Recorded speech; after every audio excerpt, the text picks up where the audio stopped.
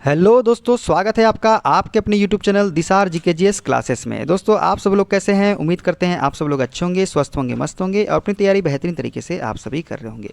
दोस्तों हम आपके लिए फिर से लेके आ गए हैं youth GS book practice set, जिसमें दोस्तों आज हम आपको करवाने वाले हैं प्रैक्टिस सेट नंबर 7। इसके पहले दोस्तों हमने आपको प्रैक्टिस सेट 6 तक के करवा दिया है और सभी की प्लेलिस्ट हमने आपके लिए बना दी है। यदि आपने वीडियो नहीं देखा है तो जाके वीडियो को देखिए, बहुत ही ज़्यादा आपको फ़ायदा होने वाला है। और दोस्तों हमसे जुड़ने के लिए आप हमारा टेलीग्राम चैनल ज्वाइन कर सकते हैं। टेलीग्राम चैनल का लिंक मैंने डिस्क्रिप्शन बॉक्स में आपको दे दिया है। दोस्तों वीडियो अच्छा लगे वीडियो को लाइक कीजिए, शेयर कीजिए, कमेंट कीजिए। चैनल पे नए हैं चैनल को सब्सक्राइब कर लीजिए पल पल की अपडेट के लिए। चलिए दोस्तों देर ना करते हुए स्टार्ट करते हैं आज का अपना सेशन और देखते हैं प्रैक्टिस सेट 7 का पहला क्वेश्चन। कार्य करने की दर डैश कहलाती है। दोस्तों कार्य करने की दर जो है ये शक्ति कहलाती है। ठीक है, क्या कहलाती है? शक्ति कहलाती है। किसी निकाय द्वारा एकांक समय में किए गए कार्य को उसकी शक्ति या सामर्थ्य कहते हैं। अर्थात कार्य करने या ऊर्जा स्थानांतरण की दर को हम क्या बोलते हैं? शक्ति बोलते हैं। इसका मात्रक जो होता है जूल प्रति सेकेंड या वाट होता है। यह एक कैसी राशि है? तो यह एक अदिश राशि है। यदि कोई कारक टी समय में W कार्य करता है तो कारक की शक्ति P बराबर क्या होता है? कार्य बटा समय होता है। ठीक है, देखते हैं अगला क्वेश्चन। किसी वस्तु में या पदार्थ में किसकी उपस्थिति के कारण वह विद्युत का सुचालक बनता है? तो दोस्तों इलेक्ट्रॉन की उपस्थिति के कारण। किसके कारण? इलेक्ट्रॉन की उपस्थिति के कारण जो है कोई भी पदार्थ जो है विद्युत का सुचालक बनता है। किसी वस्तु में इलेक्ट्रॉन की उपस्थिति के कारण वह विद्युत का सुचालक बनता है।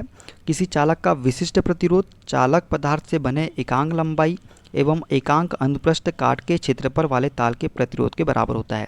सबसे कम विशिष्ट प्रतिरोध चांदी का होता है, इसलिए चांदी विद्युत की क्या होती है? सबसे अच्छी चालक होती है। देखते हैं अगला क्वेश्चन। गोली दर्पण के ध्रुव और फोकस के बीच की दूरी कितनी होती है? दोस्तों गोली दर्पण के ध्रुव और फोकस के बीच की दूरी होती है r/2। क्या होती है? r/2 होती है। देखते हैं एक्स्ट्रा फैक्ट है दोस्तों।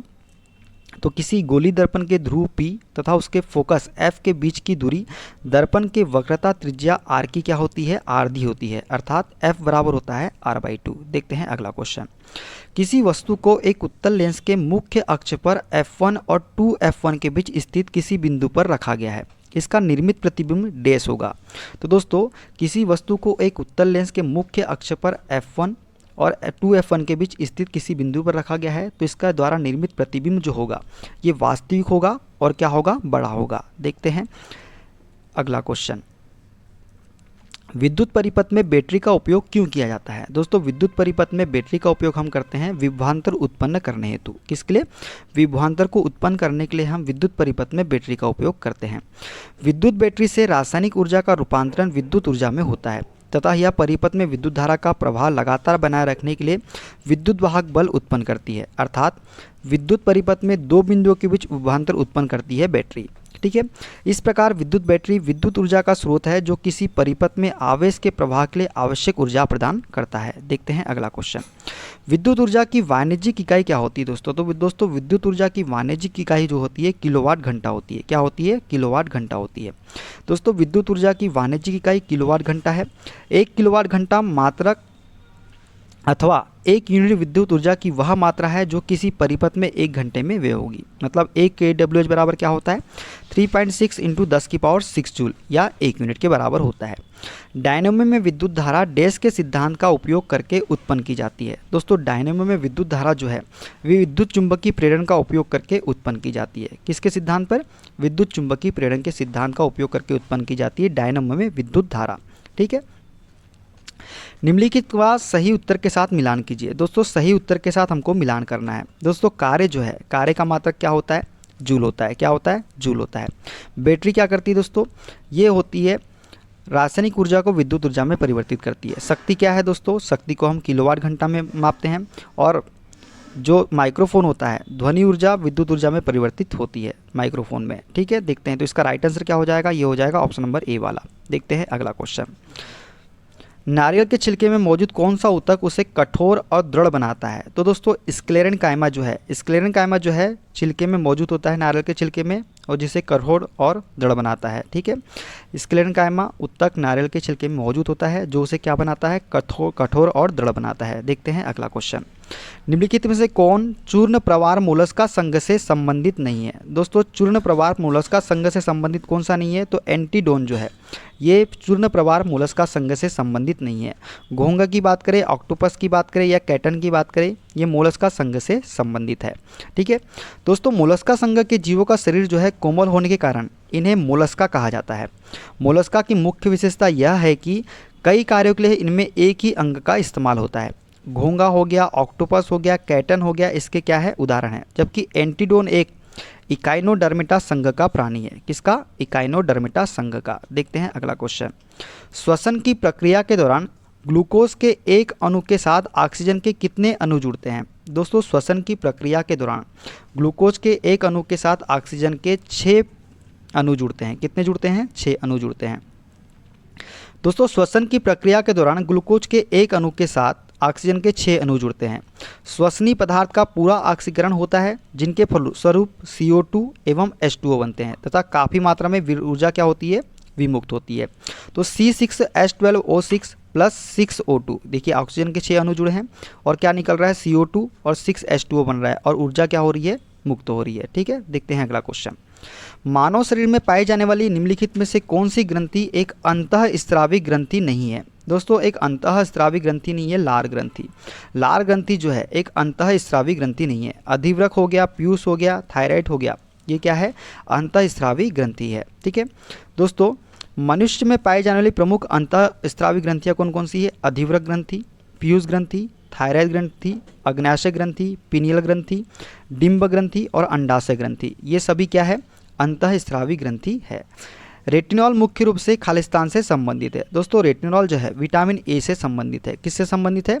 विटामिन ए का रासायनिक नाम जो होता है रेटिनॉल होता है। क्या होता है? रेटिनॉल होता है। तो इसका राइट आंसर क्या हो जाएगा? ऑप्शन नंबर ए हो जाएगा। दोस्तों सभी विटामिन के देख लेते हैं और उसके रासायनिक नाम भी हम देख लेते हैं। दोस्तों विटामिन ए का रासायनिक नाम रेटिनॉल होता है और इसकी कमी से जो रोग होता है, कौन सा रोग होता है? रतौंधी रोग होता है। विटामिन B1 जो है इसका रासायनिक नाम थायमिन है। रोग जो होता है बेरी रोग होता है। विटामिन सी की बात करें तो एस्कॉर्बिक अम्ल इसका रासायनिक नाम हो जाएगा। स्कर्वी रोग होता है विटामिन सी की कमी से। विटामिन डी कैल्सीफेरॉल जो है रासायनिक नाम हो जाएगा और इसकी कमी से कौन सा रोग होता है? रिकेट्स रोग होता है। विटामिन ई की बात करें दोस्तों तो इसका रासायनिक नाम हो जाएगा टोकोफेरॉल और रोग जो होता है नपुंसकता का रोग होता है। विटामिन के इसे हम नेप्टोक्विनॉन भी बोलते हैं और फाइलोक्विनॉन भी बोलते हैं। इसकी वजह से जो रोग होता है कौन सा? रक्त का थक्का ना जमना। किसकी कमी से होता है? विटामिन के की कमी से। देखते हैं अगला क्वेश्चन। कैंसर के ऊतकों की जांच के लिए डैश की जाती है। दोस्तों कैंसर के ऊतकों की जांच के लिए बायोप्सी किया जाता है। क्या किया जाता है? बायोप्सी किया जाता है। दोस्तों कैंसर के ऊतकों की जांच बायोप्सी द्वारा किया जाता है। रेडियोग्राफी एक इमेजिंग तकनीक है जो एक्सरे का इस्तेमाल किसी ऑब्जेक्ट की आंतरिक संरचना को देखने के लिए करती है। क्या है? रेडियोग्राफी। बायोस्कोपी दोस्तों इसके द्वारा यह निर्धारित किया जाता है कि शरीर की कोशिकाएं जीवित है या नहीं। यह है बायोस्कोपी। ठीक है, देखते हैं अगला क्वेश्चन। निम्न में से कौन सा जीवित जीवाश्म वृक्ष का उदाहरण है? दोस्तों जीवित जीवाश्म वृक्ष का उदाहरण जो है यह है जिंगो बाइलोबा। क्या है? जिंगो बाइलोबा जो है जीवित जीवाश्म वृक्ष का उदाहरण है।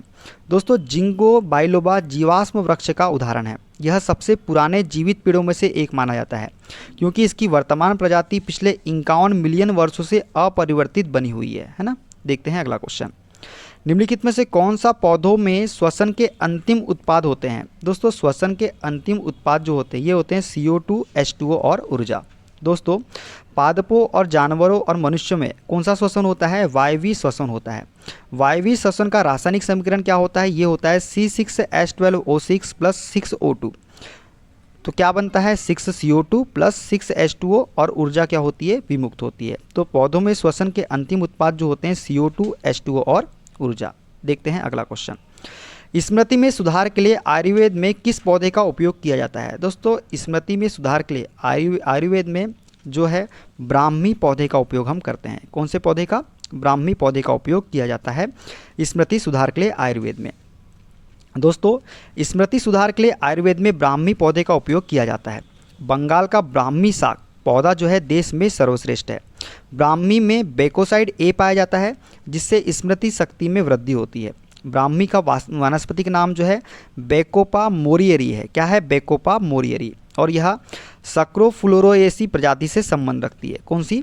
सक्रोफुलोरोएसी प्रजाति से संबंध रखती है। कौन सी? ब्राह्मी। देखते हैं अगला क्वेश्चन। ऑक्जेलिक एसिड का एक प्राकृतिक स्रोत क्या है? दोस्तों ऑक्जेलिक एसिड का एक प्राकृतिक स्रोत है टमाटर। टमाटर में ऑक्जेलिक एसिड पाया जाता है। दोस्तों प्राकृतिक स्रोत और अम्ल के बारे में देख लेते हैं। दोस्तों टमाटर में ऑक्जेलिक अम्ल पाया जाता है, इमली में टार्टरिक अम्ल पाया जाता है, दही जो खट्टा होता है दूध उसमें लैक्टिक अम्ल पाया जाता है, और चींटी के डंक में फार्मिक अम्ल पाया जाता है। देखते हैं अगला क्वेश्चन। निम्न में से किस तत्व के आणविक रूप में परमाणु की संख्या अधिकतम होती है? दोस्तों आणविक रूप में परमाणु की संख्या अधिकतम होती है सल्फर में। किसमें? सल्फर में। दोस्तों सल्फर के आणविक रूप में 8 परमाणु होते हैं, जबकि फास्फोर में 4 परमाणु, आर्गन और नियॉन अक्रिय गैसें हैं जो कि अपने एक परमाणुिक अवस्था में ही स्वतंत्र अवस्था में रह सकते हैं। अतः सल्फर में उसके आणविक रूप में सर्वाधिक परमाणु की संख्या है।